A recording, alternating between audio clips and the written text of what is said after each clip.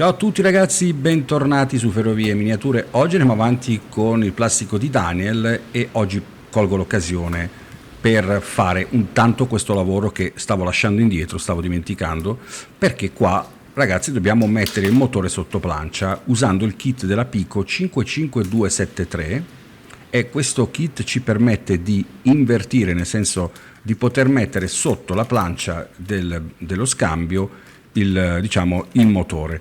Questo perché ovviamente andiamo a nasconderlo ed è esteticamente più bello.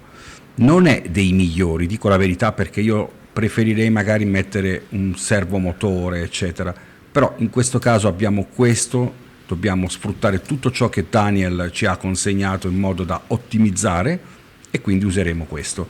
Però è un lavoretto abbastanza, oserei dire, come dite in gergo, certosino.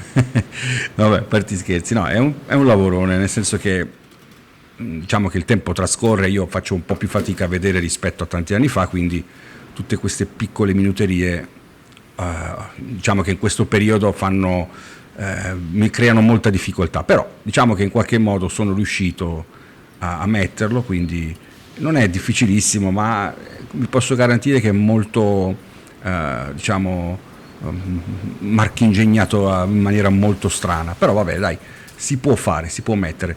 Semplicemente è un kit che vi permette di appunto mettere il motore sotto la plancia, ecco, come in questo caso vedete lo sto attaccando, e dovete possedere le viti dei motori oltre a quelle che trovate nel kit della scatola che vi ho citato prima. Io ho avuto seri problemi su questo perché Daniel mi ha consegnato i motori, questi qua della Pico, senza le vitine perché probabilmente erano usati e le vitine sono scomparse, quindi ho dovuto inventarmi l'impossibile per trovare altre vitine da mettere qua. Non vi dico il giro che ho fatto per trovarle, però in qualche modo siamo riusciti a sistemarle. Vedete, funziona perfettamente e niente. Adesso andiamo a segnare il punto dove dovrò tagliare.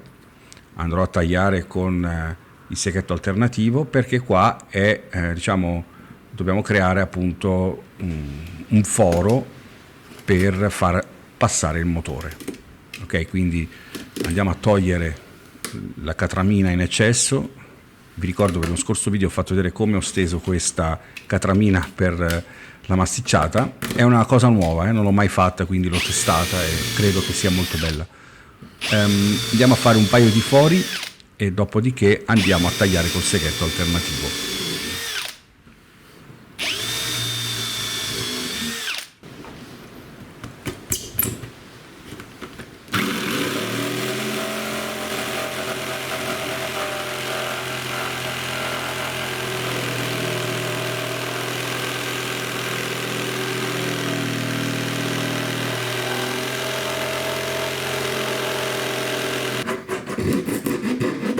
Ok, diamo una piccola grattatina giusto per togliere un po' di schegge, puliamo un pochino e adesso andiamo a innestare lo scambio. Vedete, ci passa tranquillamente, il motore ci passa, lo ricolleghiamo e rimettiamo i chiodini per andare a, diciamo, rimettere l'armamento fisso.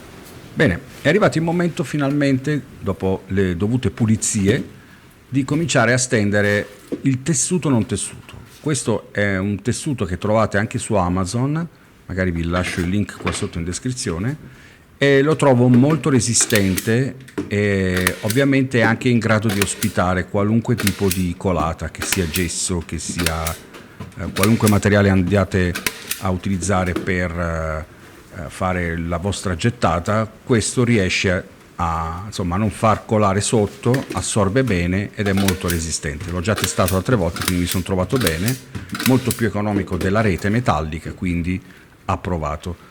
Ovviamente diventa anche semplice il fatto che possiamo bloccarlo con la graffettatrice, oppure potete utilizzare della colla a caldo come volete. Io a volte uso la colla a caldo, a volte uso la graffettatrice, un po' come mi sento. Oggi ho voluto usare la graffettatrice.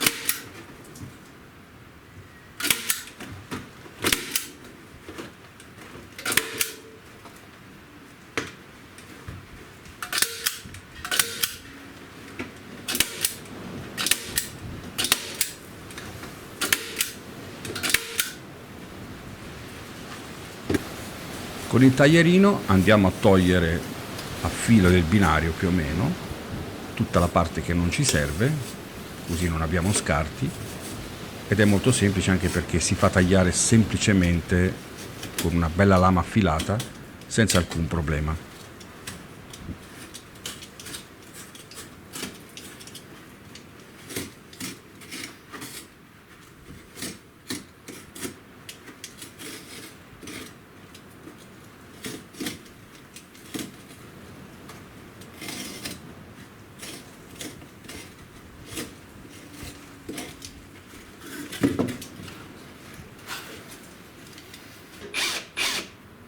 Passiamo da quest'altra parte, ho deciso di fare questo tipo di cascata, nel senso caduta del terreno, che è adiacente al ponte che vedete sul lato destro della schermata, in modo da rendere poi questa parte una bella vallata che va giù, una sorta di scarpata, che poi andremo a sistemare, ma lo capirete più avanti, con un boschetto che successivamente verrà fatto.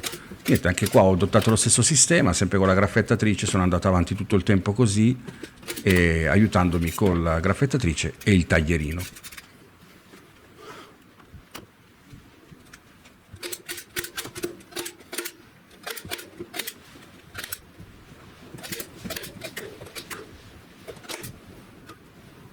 Notate che in maniera del tutto casuale si formano appunto degli avvallamenti, dei dissestamenti, che è quello che io ovviamente volevo, no? Quindi potete comunque modellarlo, e in fase di gettata avete sempre il tempo di modellarlo al momento, quindi potete poi ovviamente, quando sarà il momento, utilizzare anche carta eccetera eccetera, carta bagnata, per creare delle cose in più, o comunque fare delle colate di gesso all'interno dei calchi per le rocce e mettere anche delle zone rocciose qua e là, ma questo lo vedremo ovviamente tra poco, più avanti.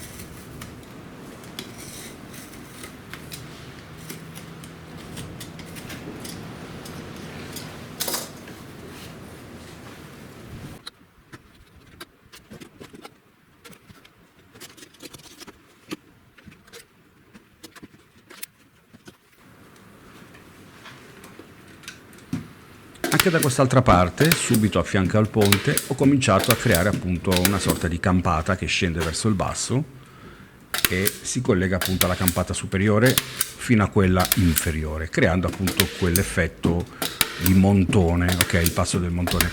E tra l'altro si crea il passo del montone proprio qua in estremità della curva, ok?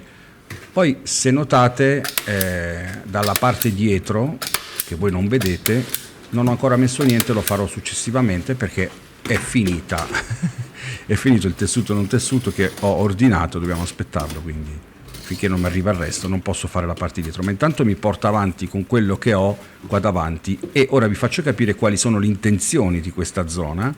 Quindi qua in questo strato ho messo sempre il tessuto non tessuto, collegandomi tra quello in rettilineo e quello in curva. Adesso vedete, sto andando lungo le curve e lascio degli spazi sotto per i portali, ma ora lo capirete da soli.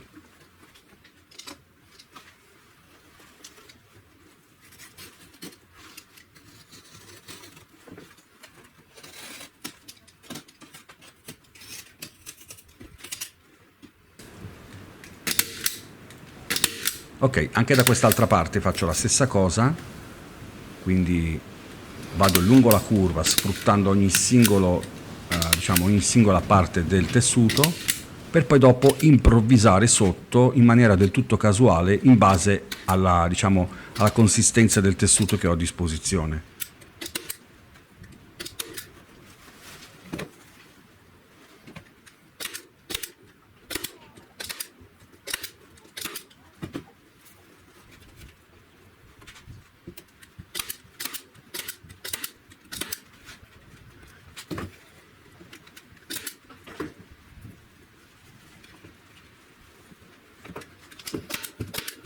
Guardate che bella questa parte, si sta creando proprio, vedete, una sorta di montone sotto con i portali, e lì dove c'è la curva, tra poco vi faccio vedere, si creerà un ponte, un eventuale, appunto, un ennesimo ponte.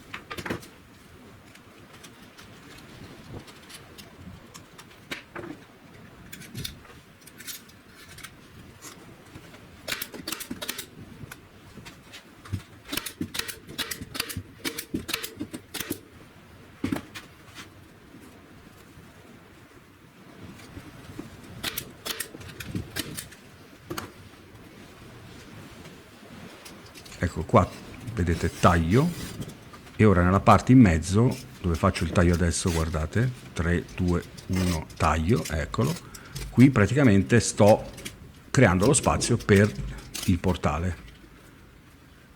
Bisogna ordinare anche quelli, Daniel. Bisogna ordinare dei portali, servono un po' di portali, però adesso vedremo come fare.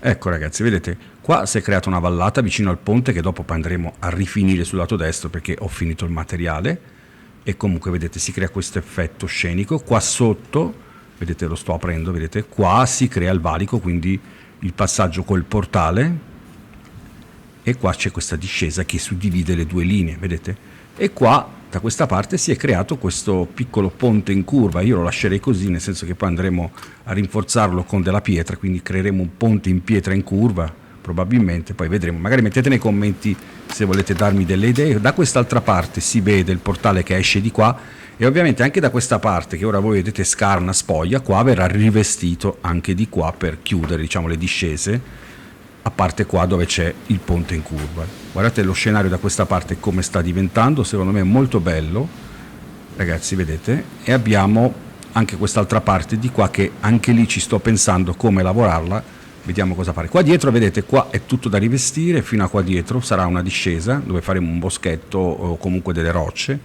metteremo un po' di personaggi e andiamo a arricchire il, diciamo, il layout. E questo è quello che si vede da, diciamo, dall'alto, vedete? Questa è la visione che abbiamo di quello che sta avvenendo nel plastico di Nylon. Guarda, qua da questa parte qui, guardate ragazzi, è molto carino, vedete?